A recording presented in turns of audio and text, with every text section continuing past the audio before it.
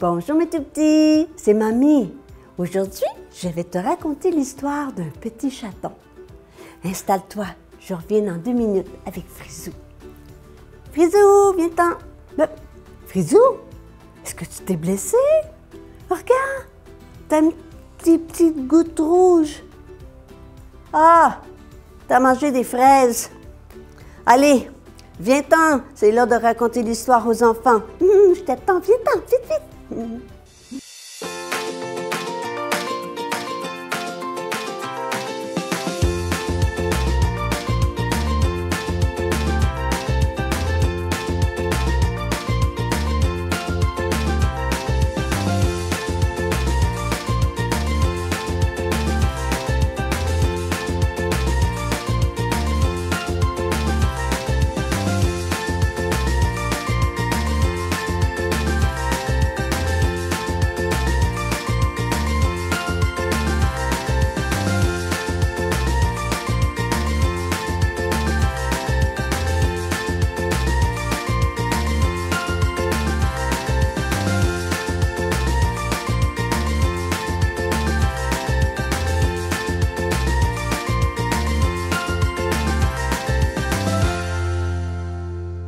Caroline est une petite fille pleine d'énergie.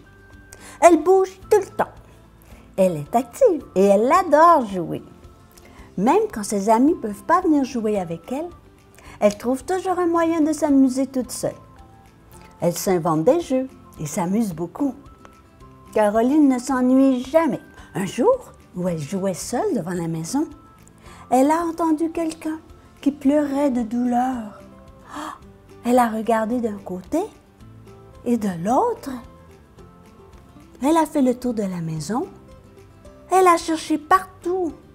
Et tout à coup, elle l'a vu. Un joli petit chaton couché dans la rue, sur le bord du trottoir, qui pleurait. Il ne bougeait pas. Caroline a vu sa patte. Elle était blessée. Elle a eu peur qu'il soit abandonné et que personne ne le soigne. Alors elle est allée chercher sa maman dans la maison. « Maman, viens vite, il y a un chaton blessé près du trottoir. Il pleure, il doit souffrir, il faut le soigner. Montre-moi ce petit chat, on va s'en occuper. » Et Caroline amena sa mère près du chaton. « Regarde maman, il est là. C'est trop triste. Il faut l'aider. » Oh, pauvre petit. Il s'est blessé à une patte. Mais ça semble pas trop grave. Viens, on va l'amener dans la maison et le soigner. Alors sa maman prit doucement le chaton dans ses bras, qui cessa de pleurer et d'avoir peur. Elles se sont assises par terre pour bien examiner le chaton et voir s'il n'avait pas d'autres blessures. Ah non, seulement sa petite patte qui était éraflée. Éraflée, ça veut dire, tu sais, comme toi parfois, mettons que tu aurais tombé sur le trottoir. Ah, si la peau est un petit peu abîmée, c'est éraflé. C'est comme ça que ça s'appelle une éraflure. Alors le petit chaton, c'était pareil. Il avait juste la patte un petit peu éraflée. Alors, Caroline est allée chercher de l'onguent dans l'armoire avec des pansements. Et sa maman a fait un joli bandage après avoir mis de l'onguent sur la plaie du petit chaton. Maintenant, le chaton ronronnait doucement. Oh, on aime ça, les ronrons de chaton. Il ne souffrait plus et se sentait en sécurité avec elle. Caroline est allée chercher un peu de lait pour le chaton qui a tout bu sans arrêter. Il était affamé après cette aventure et épuisé aussi. Sitôt qu'il a terminé son lait, il s'est endormi sur les genoux de la maman de Caroline. Ah, Caroline était heureuse. Ça faisait longtemps qu'elle voulait un chat. Mais ses parents n'avaient pas les moyens d'en acheter un. Maintenant que sa maman avait soigné ce chaton, elle ne pouvait pas l'abandonner dans la rue. Alors, elle accepta joyeusement de permettre à Caroline de le garder, à la condition qu'elle en prenne soin, qu'elle le brosse bien chaque jour, qu'elle lui donne à manger et à boire, et surtout qu'elle s'occupe de nettoyer la litière. Elle devait le surveiller aussi pour qu'il ne lui arrive plus d'accident. Maintenant, il faut lui trouver un nom. Bon, c'est un garçon. Alors, comment veux-tu l'appeler?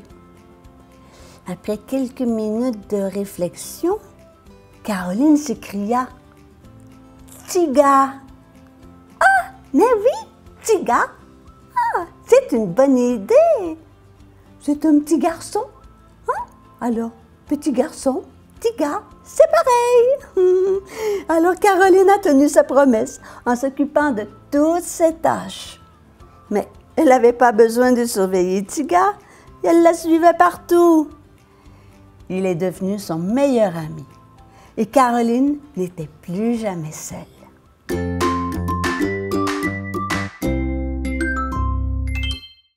Toi, Frisou? Oui, mamie? Est-ce que ça te rappelle quelque chose, l'histoire des petits chatons blessés? Mais oui, mamie, ça me rappelle. Vous savez, je vais le raconter aux petits amis, mamie, d'accord? Mais oui, tu peux, c'est sûr. Alors, les petits amis, vous savez, moi, mamie, quand elle m'a trouvée, j'étais tout petit et puis j'étais blessée. J'avais une éraflure, comme le petit chaton. Et là, mamie, elle m'a amenée chez elle et puis elle a pris soin de moi. Et elle m'a gardée pour pas que je meure parce que je retrouvais plus ma maman. Et là, elle m'a tout appris. Vous savez, elle m'a même appris à parler, mamie. Oui, c'est grâce à elle que je parle. Et elle m'a appris à jouer. Elle m'a appris tout ce que je sais. Tout. Elle m'a appris à être gentille avec mes amis et aussi elle m'a appris à dire, à être polie, à dire merci, s'il vous plaît. Et puis elle m'a aussi donné mon foulard, mon petit foulard rouge. C'est mon foulard, c'est mon porte-bonheur, mon porte-chance. Oui, je l'aime tellement. Et puis, je suis restée avec elle tout le temps. Je suis comme son petit garçon maintenant qu'elle me dit dans l'oreille. Oh, je l'aime, ma mamie. Oh, et c'est ça, ma mère. J'oublie pas rien. Non, je crois pas. Non. Hein? On t'a bien soigné et puis t'as bien grandi et t'es heureux, je crois. Hein? Surtout avec les petits amis qui viennent nous voir pour lui raconter des histoires. Oui, mamie. Oh, ça, je crois que c'est ce qui me rend le plus heureux dans ma vie. C'est que de vous voir, les enfants, que vous soyez là, puis que je puisse discuter avec vous et vous raconter des histoires. Oh, j'adore ça. Alors, n'oubliez pas de revenir. Maintenant, je vous donne des gros bisous. Allez, au revoir. Bye bye.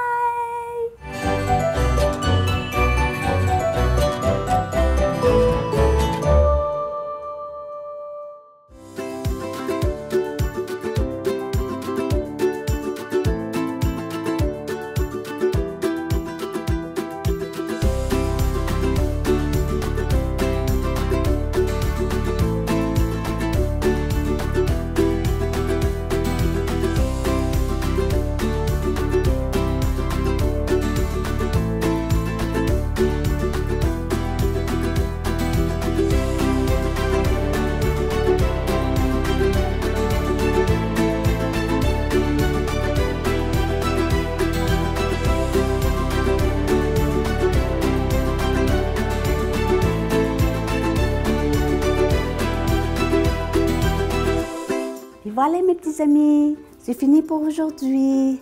Mamie vous envoie des gros bisous.